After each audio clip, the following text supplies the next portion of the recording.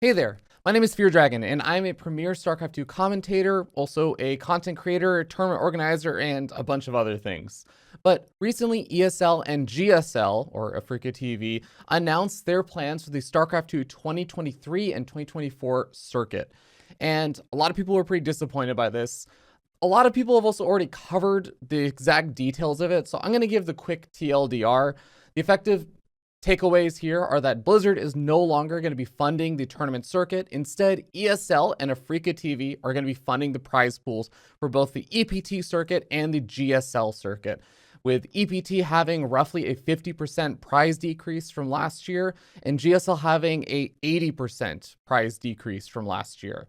A lot of people have been pretty disappointed by this, and the actual prize or the actual circuits outside of the prize money for EPT looks roughly the same. You still have about the same number of online broadcasts, offline events, and so on and so forth.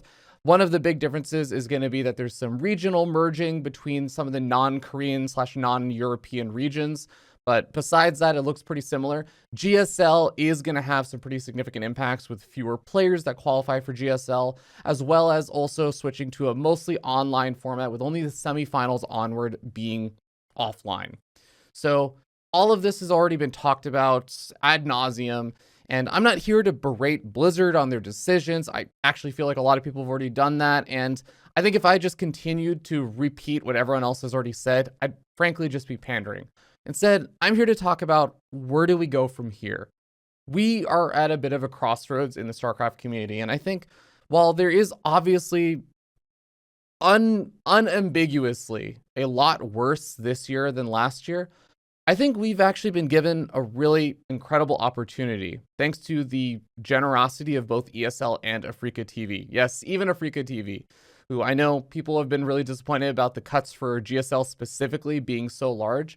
But both of these organizations have stepped up in a situation where Blizzard is no longer funding those prize pools, and they've decided that they still want to continue to invest in StarCraft 2.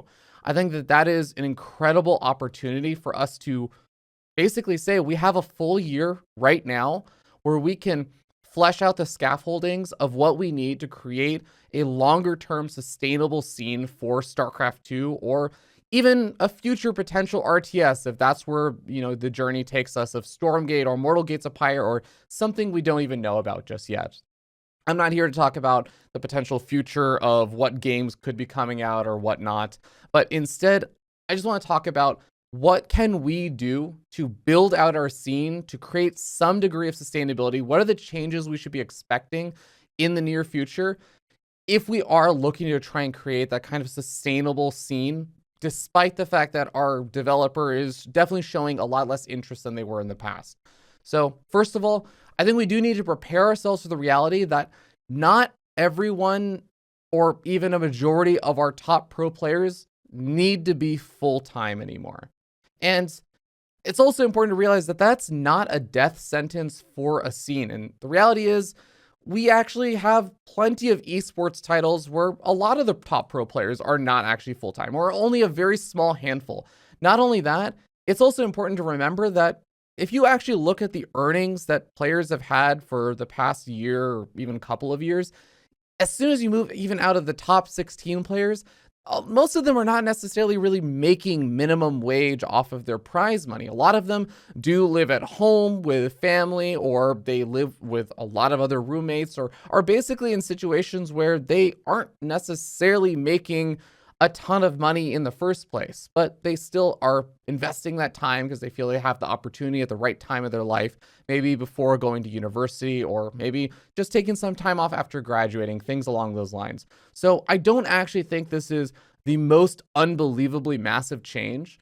And again, I think that there are still a lot of ways you can have a thriving scene where a lot of players are not full-time. In fact, I think some of our really top-notch players in StarCraft 2 aren't full-time actually at all.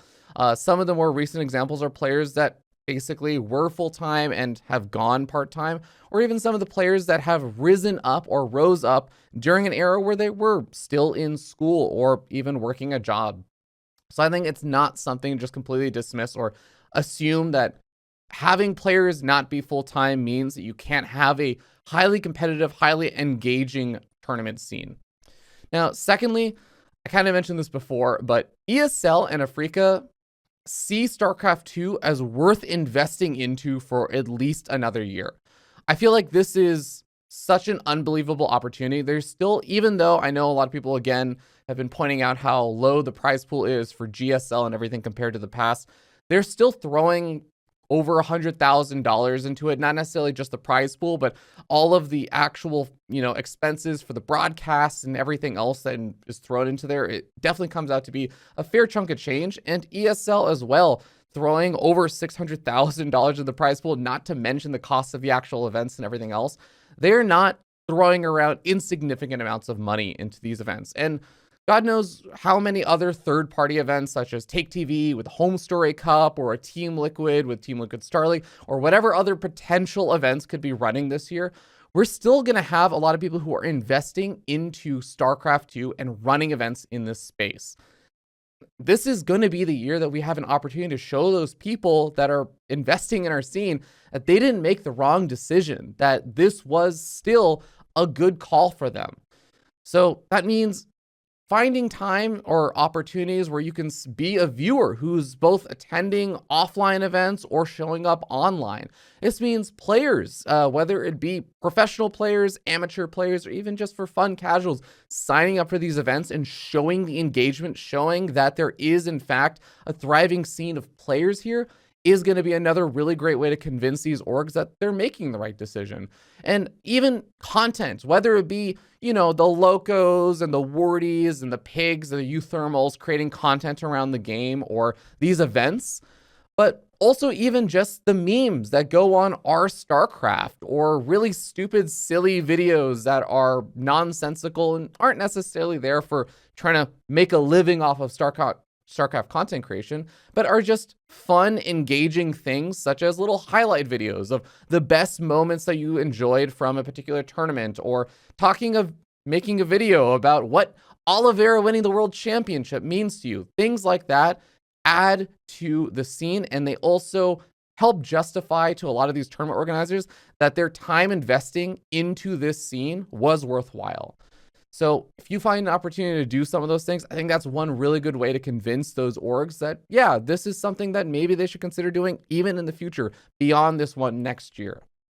Third, I think one of the biggest things is that this is basically an opportunity, again, to create the scaffoldings of a sustainable grassroots scene, which Grassroots Esports is one of the most cost-effective tools for maintaining an esports ecosystem. So there are a ton of different tournament organizers that already run these events. This is actually one of the things we're blessed with. One of the biggest problems as a tournament organizer in StarCraft is scheduling, because there are so many events constantly going on. We have such an abundance of StarCraft Esports show matches and weekly tournaments and so on and so forth. There are so many things that you can actually decide to go check out, support by watching, or even contributing to Patreon pages, donating to those tournament organizers, etc. Some of my favorite examples would be Wardy TV, who constantly is running online events with many of the best players in the world and is always accepting funding through the form of donations and such, or subs. Chicken Man and Dave Tesser recently even started up a Patreon page with a Korean weekly, which is basically there just to supplement the prize money that's available to Korean players. Alpha X and Basilisk both run show matches that are constantly showing actually really great players, sometimes even random content creators. Even I've actually participated in a Basilisk show match versus another fellow commentator. And all of these are kinds of events that you can actually get very directly involved with. It's a very clear one-to-one. You contribute, and a lot of the time, the prize pool literally just raises that much, or you're directly contributing to the tournament organizer and making their living of running events more sustainable so they can continue to do it in the future.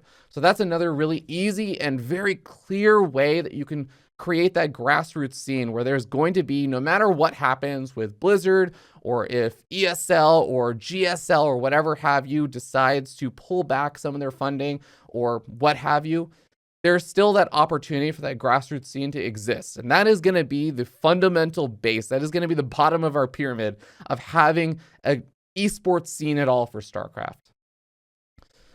Besides that, and I want to say fourth and kind of finally, one of the biggest things also that can help out is content creation in the scene. Content creation right now in StarCraft is, despite everything going on, really, really alive and well. And it's a really important part of keeping our scene healthy. YouTube has been this fascinating place where in StarCraft the past couple of years, it has grown substantially despite everything else that's kind of been going on. YouTube is doing quite well for StarCraft. And we've been seeing a lot more YouTubers basically growing on StarCraft, including former pro players. And it's actually become a more sustainable thing where players who maybe want to consider being full-time in StarCraft can do so by not just being a pro player, but also being a content creator. We've seen the rise of more and more of these top-notch level pro players who are getting into live streaming or into getting into creating YouTube content and such. And that's one really easy way that you can actually support some of these top players and help them justify being full-time. If that is something that you think that you want to help support, is allowing players to be full-time, finding some of their content or their stream, supporting them that way very directly monetarily for their livelihood. Besides that, there's also, not just the pro player end of the spectrum, but everything from pro players to casuals. There's tons of content, whether it be, Loco, Pig, Zombie Grub with commentators and stuff, or Tempo and Up a Tree or Juggernaut Jason, whatever streamer that you enjoy or YouTuber that you enjoy, Euthermal, etc.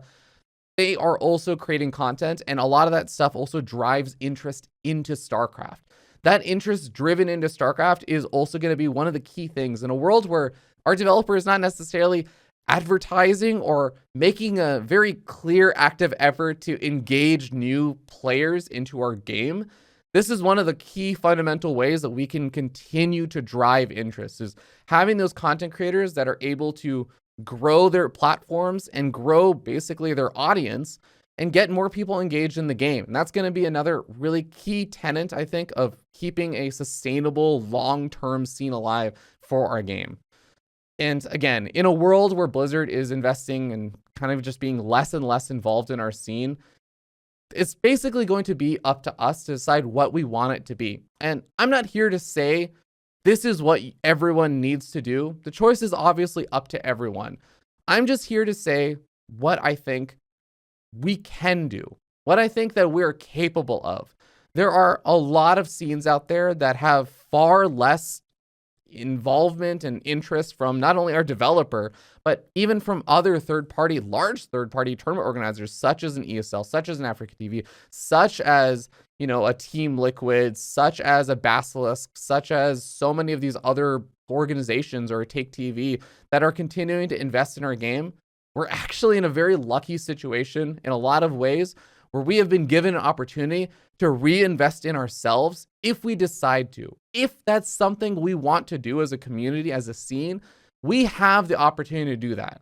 And again, the choice is up to us. Do we want to, or do we want to kind of let StarCraft gradually fall off and, as eventually tournament organizers see less and less interest in StarCraft, basically end up dropping it and our scene kind of withers away?